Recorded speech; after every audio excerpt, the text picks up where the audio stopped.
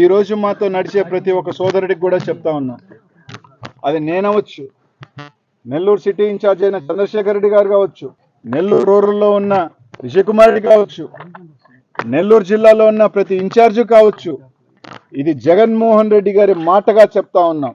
ఈరోజు మా కోసం కేసు పెట్టించుకుంటున్నారు. ఈరోజు మా కష్టాల్లో మేము కేసులు పెడితే మాతో నడుస్తూ ఉన్నారు. ఈరోజు మా కోసం జైలుకి వెళ్ళేదానికి కూడా సిద్ధపడి ఉన్నారు. జైలుకి వెళ్ళి కూడా ఉన్నారు. రౌడీ షీట్లు పెట్టి కూడా ఉన్నారు. నిజంగా వాళ్ళు ఎవరు కూడా చాలా మంది మాకు కనిపించకపోవచ్చు, కానీ మేము అందరికీ చెప్తా ఉన్నాం, ఖచ్చితంగా మీ రుణం తీర్చుకునే రోజు వస్తుంది. వాళ్ళ రుణం కూడా ఎవరు రుణమో అర్థమైంటాలా, మనకి ఇచ్చిన వాళ్ళ రుణం కూడా తిరిగి ఇచ్చే రోజు కూడా వస్తుంది.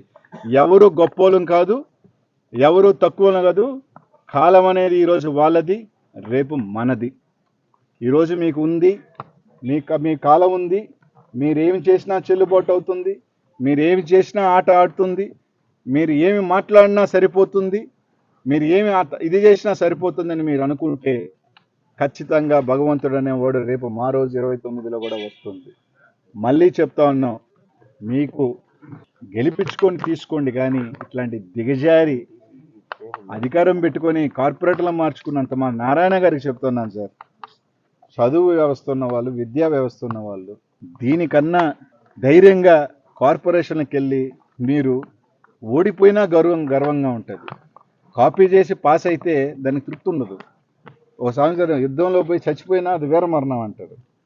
ఎవడో యుద్ధం చేసి కత్తెత్తుకొని వస్తే కత్తి దొబ్బేసుకొని పోయి నేను వీరుడిని అని చెప్పుకోవటం అది వీరత్వం కాదు. ఎవడో కష్టపడి ఎవడో ఇది వేసుకొని అన్ని దున్నుకొని వచ్చేసి ఆడబెట్టినోడు దాన్ని దొంగతనం చేసి ఎత్తుకెళ్ళిపోయి అది తాత్కాలికమే.